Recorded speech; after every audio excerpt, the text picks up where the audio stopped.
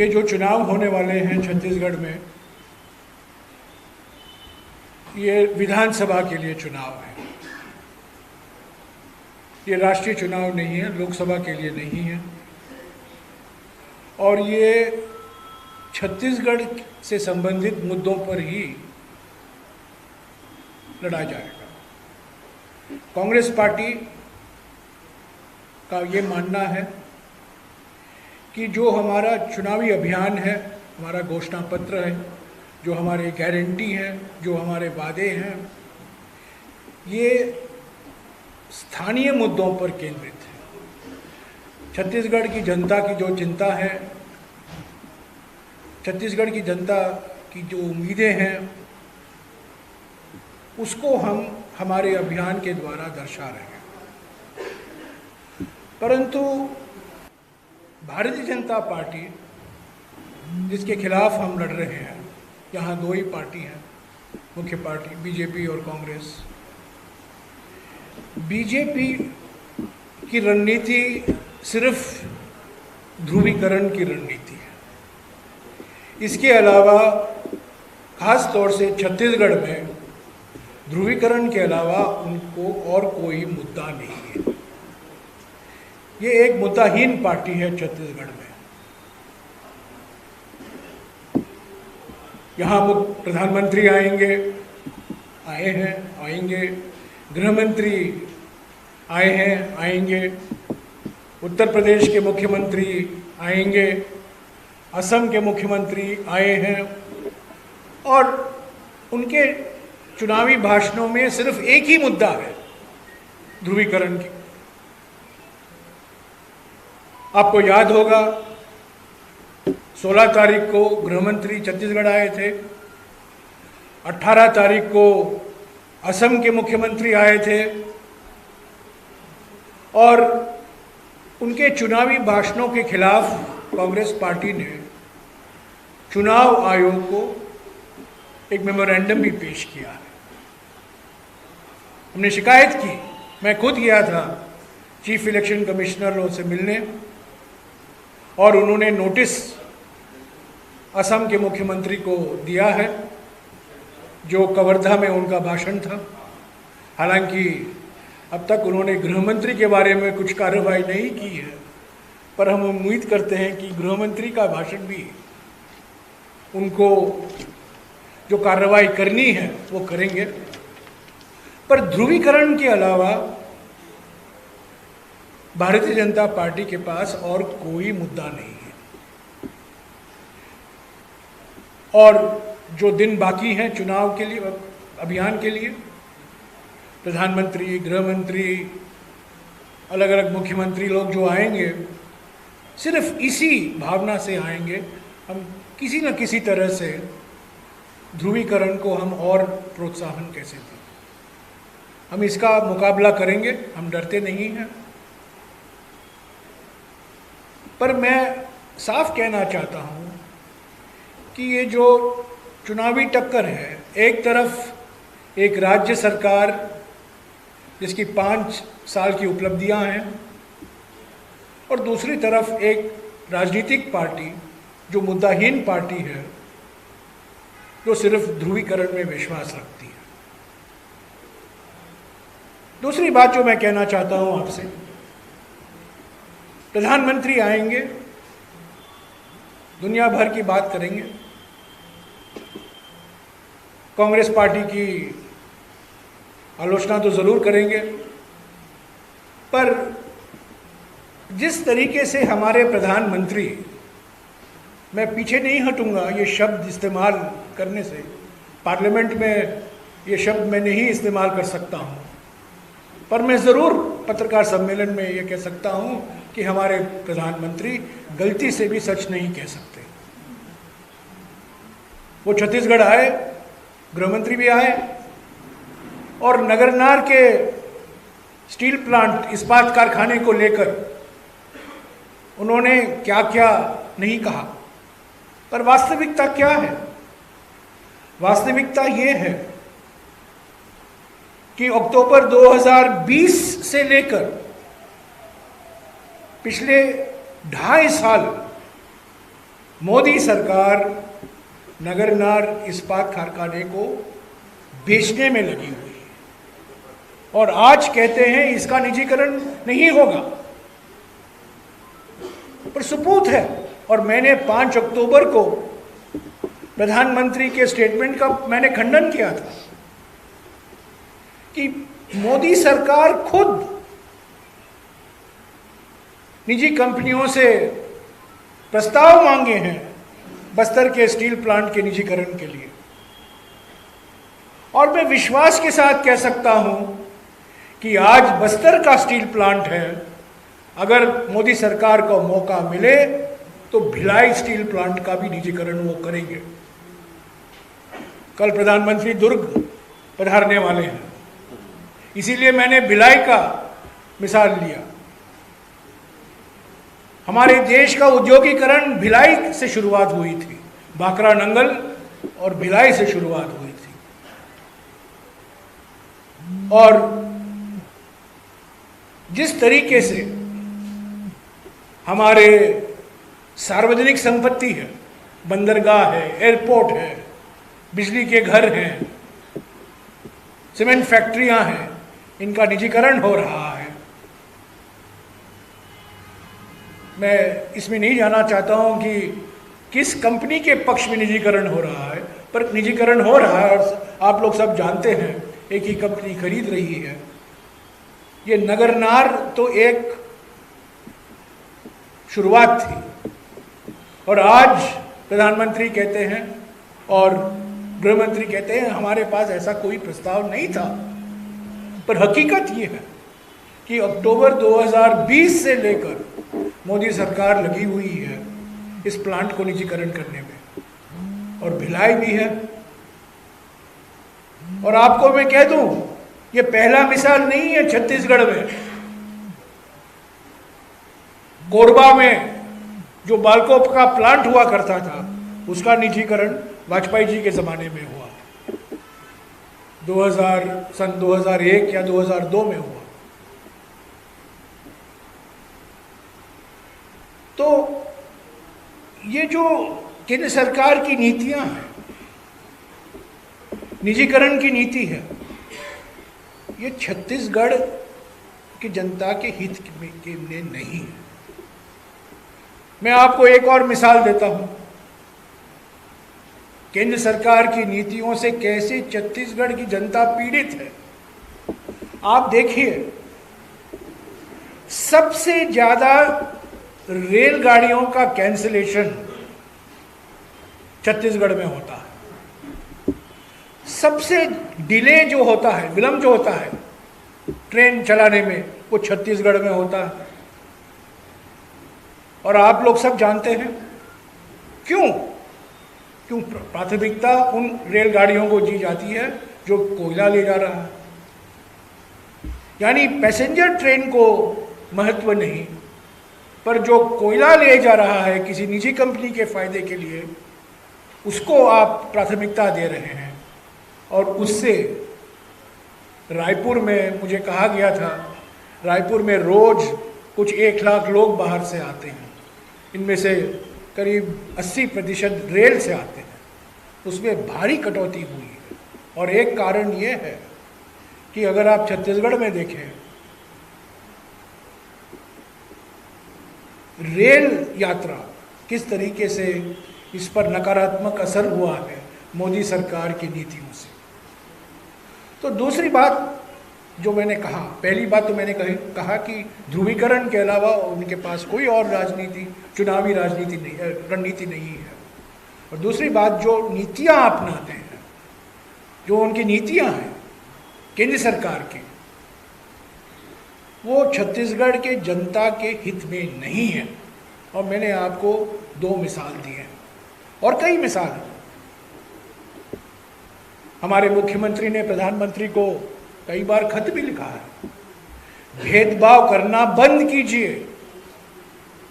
भेदभाव मत कीजिए, सभी राज्यों को एक समान समझिए, संघीय ढांचा पर आक्रमण मत कीजिए।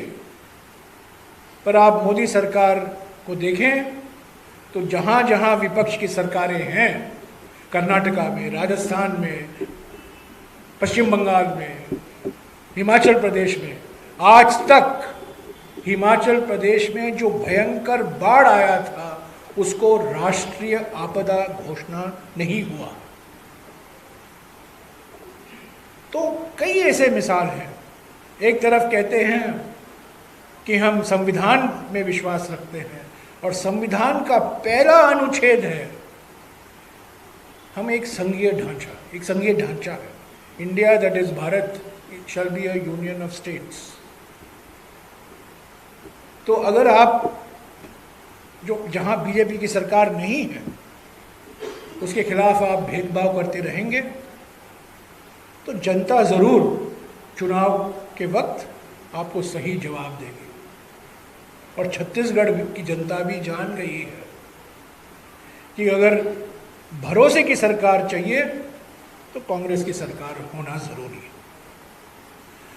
तीसरी बात जो मैं कहना चाहता हूं कि इस चुनाव में, विधानसभा चुनाव में, कांग्रेस पार्टी ने कई गारंटी दी है, हमने वादे किए हैं।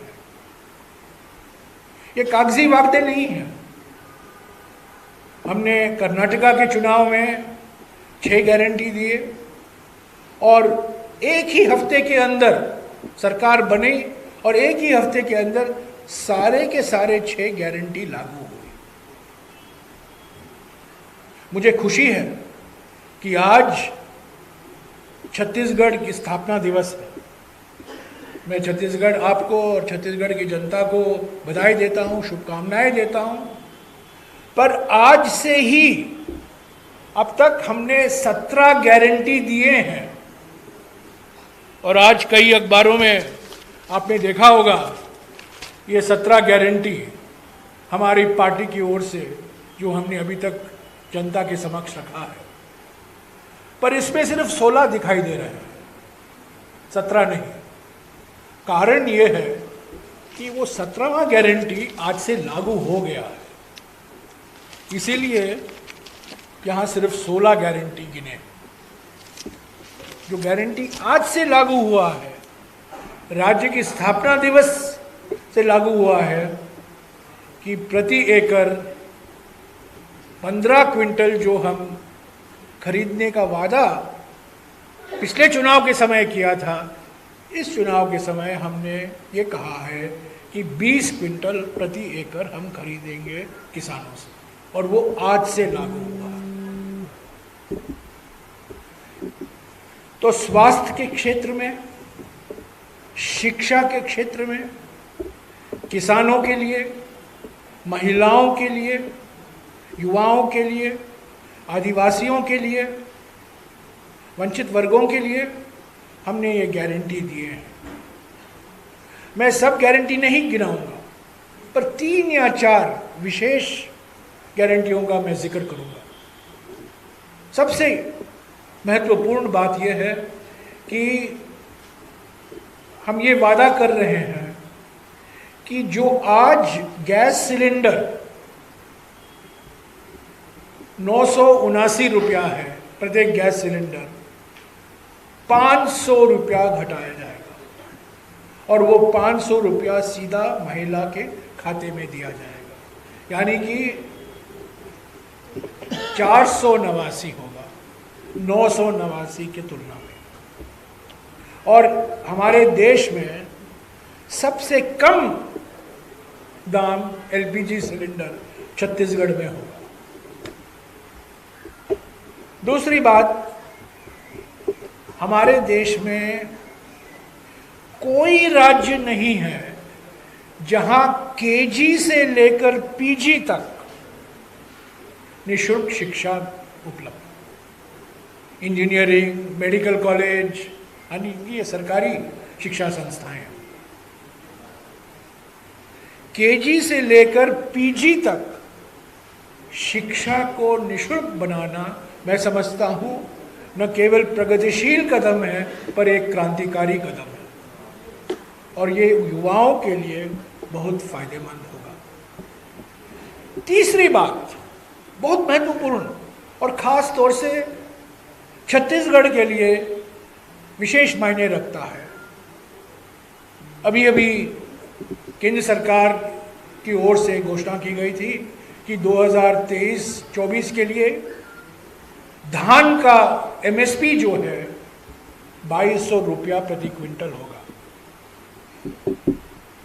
पर हमारा गारंटी है कि धान की खरीद छत्तीसगढ़ में 2800 रुपया प्रति क्विंटल के आधार पर ही किया जाएगा। यानी कि जो 600 रुपया ज़्यादा होगा, जो 2200 केंद्र सरकार से घोषित किया गया है, गारंटी हम दे रहे हैं कि छत्तीसगढ़ में 2800 रुपया क्विंटल खरीदा जाएगा। अगर आप मध्य प्रदेश की तुलना करें, उत्तर प्रदेश की तुलना करें, हमारे दो वरिष्ठ साथी यहाँ बैठे हुए हैं, उत्तर प्रदेश के जाने माने नेता हैं, वो आपको बताएंगे कि उत्तर प्रदेश में जो धान की खरीद होती है मुश्किल से 1500 या 1600 रुपया प्रति क्विंटल पर खरीद होता है। उसकी तुलना में हम ये वादा कर रहे हैं पिछले 5 साल के अनुभव के आधार पर कि जो 2200 रुपया प्रति क्विंटल एमएसपी की घोषणा की गई है केंद्र सरकार की ओर से, कांग्रेस की सरकार छत्तीसगढ़ में 2800 रुपया प्रति क्विंटल के आधार पर ही धान का खरीद करेगी। आखिरी मिसाल मैं जो लूंगा हमारे वादे से संबंधित, वो स्वास्थ्य के क्षेत्र में। कोविड के बारे में सभी को चिंता हो गई है और हमने ये वादा किया है, ये गारंटी दिया है कि जो बीपीएल परिवार हैं, जो 5 लाख रुपया तक जो मुफ्त इलाज का प्रावधान है, उसको 10 लाख रुपया किया जाएगा। और जो गैर बीपीएल परिवार हैं, जिनके लिए अभी सीमा 50,000 है, उसको भी 5 लाख रुपया किया जाएगा।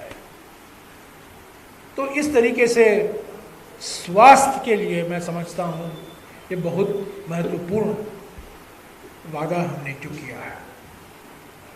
ऐसे तो बहुत, जैसा कि मैंने कहा, यहाँ 16 ऐसे गारंटी आज प्रकाशित हुए हैं आदिवासियों के लिए, दलितों के लिए। राहुल जी ने बार बार, कल भी उन्होंने प्रेस वार्ता में कहा कि जातीय जनगणना ज़रूर कांग्रेस सरकार करवाएगी। तो मैं सारे गारंटियों को मैं दोहराऊंगा नहीं, पर मैंने आपको 3-4 ऐसे मिसाल दिए हैं जो प्रगतिशील और क्रांतिकारी कदम है कांग्रेस पार्टी की ओर से। अंत में यही कहूँगा कि अगर आप, जो हमने वादा किया था 2013 में, वादा करना काफ़ी आसान चीज़ है पर वादा पूरा करना मुश्किल है, पर 2013 में जो हमने वादे किए थे, और अगर आप मुझे पूछें उनमें से कितने वादे आपने पूरे किए, मैं कहूँगा 98% वादे हमने पूरे किए। शराबबंदी को हटाकर ज़्यादातर 98% वादे हमने पूरे किए हैं। और शराब के बारे में भी मैं ये कहूँगा कि रमन सिंह सरकार के समय छत्तीसगढ़ पहले नंबर पर था शराब के कंजम्पशन में, और आज 18वें नंबर पर है। वो भी एक बड़ी उपलब्धि है। तो इस 2013 में जो हमने वादे किए थे, एक बहुत बड़ा वादा हमने किया था कर्ज माफी, और लोगों ने पूछा अब कैसे करोगे, पर हमने कर दिखाया। और वही वादा हम कर रहे हैं 2018 में भी। तो जो हम वादे गारंटी दे रहे हैं वो हमारे अनुभव के आधार पर दे रहे हैं, हमने कर दिखाया है, और पूरी पारदर्शिता से आप देख सकते हैं क्या ये वादे पूरे हुए हैं या नहीं। तो साथियों, ये चुनाव आते हैं, चुनाव लोग जीतते हैं, लोग हारते हैं, पार्टियां बदलती हैं, पर हमें पूरा विश्वास है कि पिछले 5 साल के अनुभव के आधार पर कांग्रेस पार्टी को जनादेश फिर से मिलेगा, स्पष्ट जनादेश मिलेगा। और ये जो विभाजनकारी विचारधारा, ध्रुवीकरण की विचारधारा है, वो जनता इसको स्वीकारेगी नहीं। छत्तीसगढ़ की जनता इसको स्वीकारेगी नहीं। सामाजिक सद्भावना को बिगाड़ने में जो विचारधारा ओवर टाइम काम करती है, उत्तर प्रदेश हो या राजस्थान हो, अभी मिसाल में आपको देखने को मिल रहा है मणिपुर में क्या हो रहा है। मणिपुर में जो हो रहा है वो सिर्फ विभाजनकारी राजनीति के कारण हो रहा है। तो मुझे पूरा विश्वास है कि कांग्रेस पार्टी को स्पष्ट बहुमत, स्पष्ट जनादेश मिलेगा। 5 साल और कांग्रेस सरकार को एक मौका मिलेगा और जो हमने गारंटी दिए हैं, जो वादे दिए हैं हमारे नेताओं ने, कांग्रेस अध्यक्ष ने, राहुल जी ने, प्रियंका जी ने, वो पूरे होंगे। और छत्तीसगढ़ की महिलाएं, छत्तीसगढ़ के युवा, छत्तीसगढ़ के आदिवासी, छत्तीसगढ़ के पिछड़े वर्ग, दलित, अल्पसंख्यक, सब सामाजिक सद्भावना को हम बरकरार रखेंगे। पर साथ ही साथ शिक्षा, स्वास्थ्य, कृषि में जो हमें कदम लेने हैं, जिसका मैंने संक्षिप्त में आपको विवरण दिया है, उसको हम पूरा करेंगे। शुक्रिया।